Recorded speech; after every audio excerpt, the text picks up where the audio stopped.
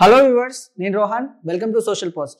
ఈ మధ్య ఎక్కడ చూసినా సమంత పెళ్లి గురించే మాట్లాడుతున్నారు. మరి సమంత పెళ్లి గురించి కొంతమంది పాజిటివ్గా, కొంతమంది నెగిటివ్గా మాట్లాడుతున్నారు. మరి ఈరోజు మనతో పాటు ఉన్నారు అడ్వకేట్ మాలతి గారు. అసలు వారి అభిప్రాయం ఏంటో మనం అడిగి తెలుసుకునే ప్రయత్నం అయితే చేద్దాం. Hello madam. హలో అండి. సో సమంత మ్యారేజ్ సోషల్ మీడియాలో ఎక్కడ చూసినా మొత్తం ఆవిడ పెళ్లి గురించే కనిపిస్తుంది.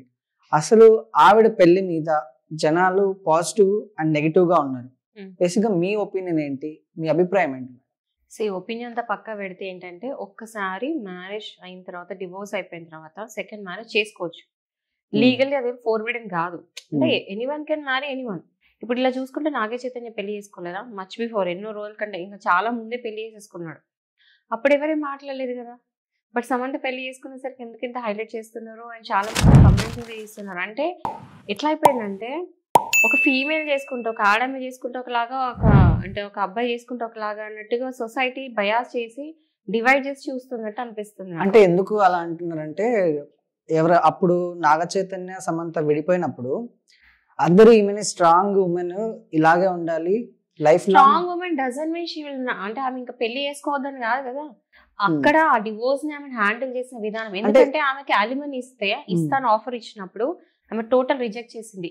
ఇప్పుడు ఎంత మంది కేసెస్ చూడట్లేదు, ప్రతి ఒక్కరు కూడా అంటే ఒక ఏం లేకుండా కూడా విడాకులు తీసేసుకొని నాకు ఇంత అలిమనీ కావాలి, నాకు కోట్ల అలిమనీ కావాలని డిమాండ్ చేసి తీసుకునే వాళ్ళు ఉన్నారు ఈ మధ్యలో. ఇప్పుడు రీసెంట్ గా క్రికెటర్స్ ఎంత మంది డివోర్స్ తీసుకున్నప్పుడు ఎంతెంత అలిమనీ తీసుకున్నారు వాళ్ళ వైఫ్లు మనం కళ్ళారా చూసినాం. బట్ ఈవిడ ₹1 200 కోట్లు ఆఫర్ చేసినా కూడా రూపాయి కూడా తీసుకోలేదు అలిమనీ. అందుకని ఆమె అప్పుడు టాక్ ఆఫ్ ద టౌన్ అయింది, నేను ఒప్పుకుంటా.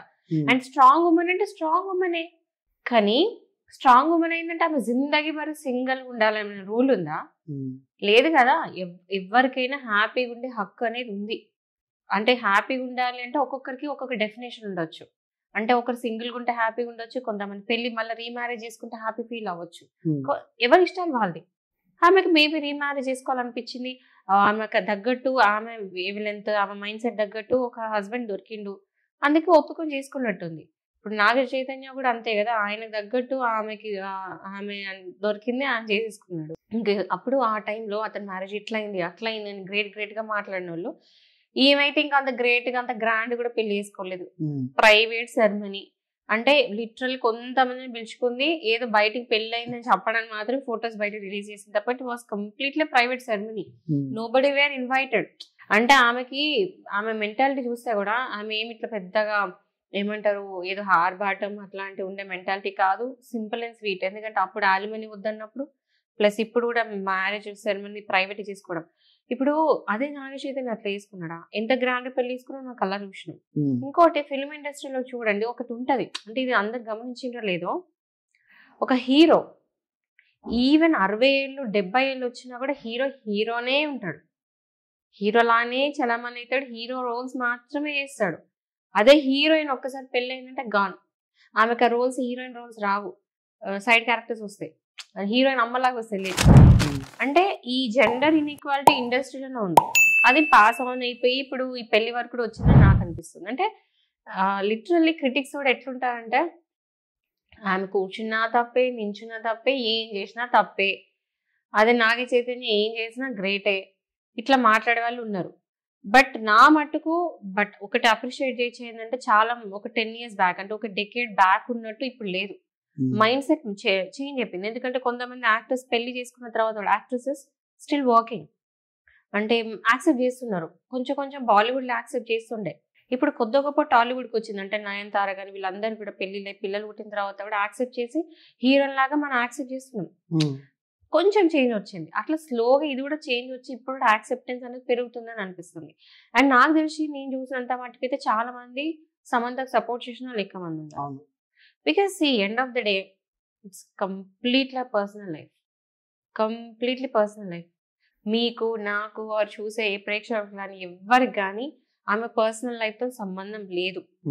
డివోర్స్ తీసుకోవడం ఆమె ఇష్టమే, ఇంకో పెళ్లి చేసుకోవడం ఆమె ఇష్టమే, రేపు పొద్దుని ఇతనితో ఇష్యూస్ వచ్చి ఇతన్ని వదిలేసినా కూడా ఆమె ఇష్టమే. సో ప్రతి దానికి మనం ముందు కూర్చొని, ఇప్పుడు ఎవడైతే మాట్లాడుతున్నాడో వాళ్ళ ఇంట్లో కూడా సమస్యలు ఉంటాయి, కానీ ఆడింటి సమస్య గురించి వాడికి అవసరం లేదు, వాడింటి సమస్య వాడి ఇంటి గడప దాటొద్దు. కానీ పక్కింట్లో ఏం జరుగుతుంది అని మాత్రమే తెలియాలి. ఈ మెంటాలిటీస్ వల్లనే బిగ్ బాస్ లాంటి షోస్ హిట్ అవుతుంది. కరెక్ట్ చెప్పండి. ఇంత అంటే ఎప్పుడు చూసినా పక్కింట్లో ఏమైతుంది, ఏమింటికి ఎవడు వస్తున్నాడు, వాళ్ళ ఇంటికి ఎవడు పోతున్నాడు అని చూడడం. లిటరల్లీ సీసీ కెమెరాస్ అవసరం లేకుండా ఇంటి ముందర కూర్చొని ఎవరు వస్తున్నారు, ఎవరు పోతున్నారు, ఏం జరుగుతుంది పక్కింట్లో అని ఉండే ఆ మెంటాలిటీస్ ఉన్నాయి చూడండి, వాటి సిక్ మెంటాలిటీస్ అంట. అండ్ ఆ మెంటాలిటీస్ వల్లనే కరెక్ట్ మాట్లాడాలంటే బిగ్ బాస్ షో నడుస్తుంది. అందులో ఏముంటదండి బిగ్ బాస్ షోలో, ఇదే కదా మొత్తం ఉండేది. అంటే ఈ మెంటాలిటీస్ చేంజ్ చేసుకుంటారా చేసుకోరా, ఇట్స్ కంప్లీట్. మళ్ళీ ఇది కూడా ఎవరి ఇష్టం వాళ్ళది. అంటే మైండ్ అనవసరం ఖరాబ్ అయిపోతే తప్పేం లేదు. ఎప్పుడు చూసిన పక్కల గురించి పట్టించుకున్న వాళ్ళు ఎప్పుడు కూడా హ్యాపీగా ఉంటారు. ఎందుకంటే మన సమస్యలు మనకు ఉన్నాయంటే పక్కన సమస్యలు కూడా మనం నెత్తి పెట్టుకుంటే ఇంకేం హ్యాపీగా ఉంటాం, అనవసరం కదా. సో సమంత పెళ్లి చేసుకుందా, నాగ చైతన్య పెళ్లి చేసుకున్నాడా, లేకపోతే వీళ్ళు డివోర్స్ తీసుకున్నారా, అనవసరం. ఓకే, వీళ్ళ గురించి ఎందుకు మాట్లాడుతున్నారంటే సెలబ్రిటీస్ కాబట్టి సోషల్ మీడియాలో వైరల్ అవుతూ ఉంటారు, సోషల్ మీడియాలో ఎప్పుడు హెడ్లైన్స్ ఉంటారు కాబట్టి మనం మాట్లాడుతున్నాం. న్యూస్ వరకు మాట్లాడండి. ఓకే, నాగ చైతన్య పెళ్ళైంది, ఓకే ఫైన్, ఎందుకంటే పెళ్ళైందని మాట్లాడుతున్నాం. సమంతకు పెళ్ళైంది, ఓ పెళ్ళైపోయిందని మాట్లాడతాం. అక్కడ మాట్లాడేంత మటుకు కంప్లీట్లీ హెల్దీ. కానీ జడ్జ్ చేసి మాట్లాడడం తప్పు. అంటే అదేంటి రెండో పెళ్లి చేసుకోవడం అని అన్న వాళ్ళు ఉన్నారు, 38 years లో పెళ్లి చేసుకోవడం ఏంటి అని అనే వాళ్ళు కూడా ఉన్నారు. అరే భయ్, ఎవడి ఇష్టం వాడదండి. ఎంతమంది ఇప్పుడు నేను చూసినంత మటుకు మన సొసైటీలో మన కాలనీలో చూసుకుంటే ఒక 50+ వచ్చిన వాళ్ళు వైఫ్ చనిపోతే పెళ్లి చేసుకున్న వాళ్ళు లేరా? లేరా? నేను చూసాను. సో డజంట్ మ్యాటర్ అంటే ఏజ్ ఏంటి అవన్నీ మనకెందుకు. న్యూస్ లా చూడండి, కానీ ఇంట్లో కూర్చొని అదేంటి పాప్కార్న్ తినుకుంటా టీవీ చూసుకుంటా టక టక డైలాగులు వదిలేయడం, కమెంట్స్ పాస్ చేయడం ఈజ్ తప్పు. లీగలీ స్పీకింగ్ కరెక్ట్ మాట్లాడాలంటే డివోర్స్ అయిపోయింది. డివోర్స్ అయిపోయిన తర్వాత హస్బెండ్ కానీ వైఫ్ కానీ సెకండ్ మ్యారేజ్ చేసుకునే హక్కు అనేది ఉంది. Okay, section 13 repeat Hindu marriage act ప్రకారం ఒక్కసారి మ్యారేజ్ డిజాల్వ్ అయింది త్రూ డివోర్స్ అయినప్పుడు ఈదర్ ఆఫ్ ద స్పౌసెస్ అంటే హస్బెండ్ కానీ వైఫ్ కానీ రెండో పెళ్ళని చేసుకోవచ్చు.